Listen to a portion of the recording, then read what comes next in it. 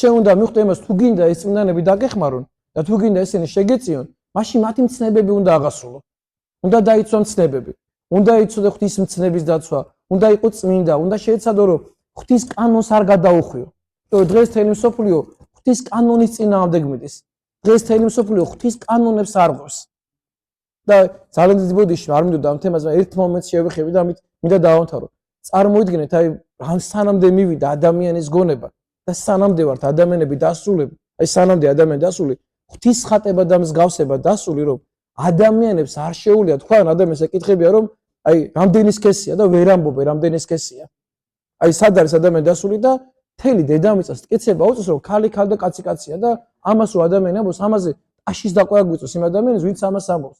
აი სანამდე ადამიანი დასული, როგორ დეგრადირდა ადამიანი, როგორ გაირყნა ადამიანი, როგორ განადგურდა ადამიანი, რომ რეალურად აი ცოდვას ვეღარ ვარქმევთ. ცოდვის წინამდე კი, ცოდვილების წინამდე კი ადამიანს აღარ შეუძლია თქვას, რომ ეს ცოდვა უკვე ამის თქმა ადამიანს აღარ შეუძლია. ისე დადგა მსოფლიოში საკითხი, რომ ადამიანი ვერ იტყვის, რომ მრუშობა ცოდვა. დღეს მრუშობა სადა არქვეს, იცი? დღეს მრუშობა სიყვარული დაარქვეს დღეს.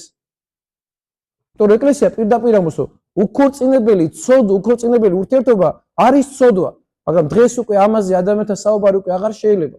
ვეღარ ესაუბრები ამაზე ახალგაზრდებს, უკვე ამაზე ვეღარ ელაპარაკები. რო უთხრა ადამიანს, რომ ჯვრის წერამდე არ შეიძლება ეს ურთიერთობა, უკვე ეს წარმოუდგენელი რამე არის.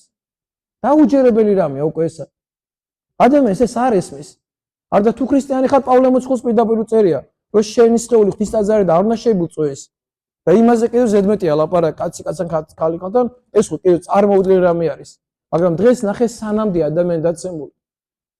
სანამდე დაეცა ადამიანები და ადამიანები ამას ხარს უჭერენ, ამას სამწუხაროდ. და ამას უჭერენ ხარს სასულიერო პირები და ეკლესიის წევრები, მაზიარებლები და ამხსარებლები.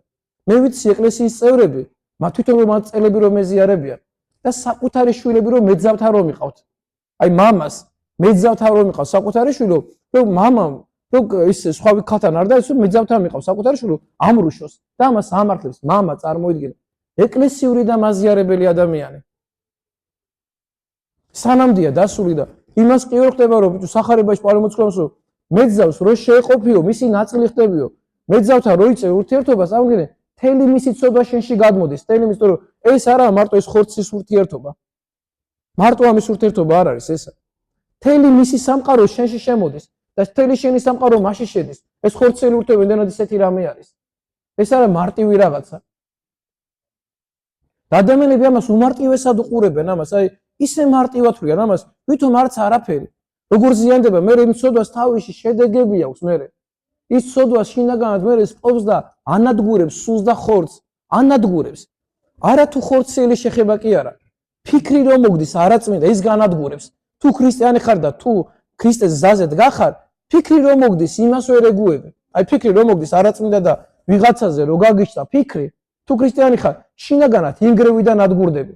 ერთი სული გავს ეს ფიქრი შენი გონებიდან გავუვიდეს და გაუუშვა შენი ფიქრიდან და არ გინდა ეს შენი ფიქრი შებილწული იყოს.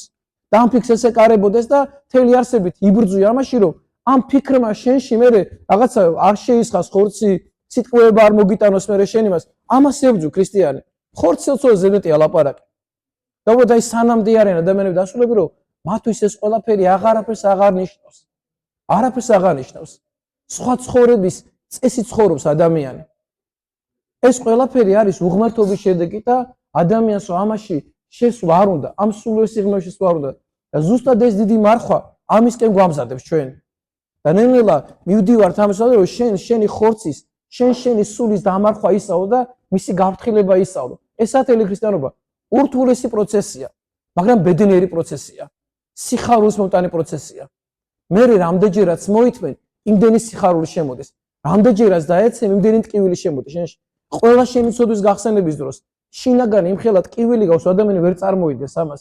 მე ესე ტკივა ეგ ყველაფერი ნებისმიერი ჩადენილი ცოდვა.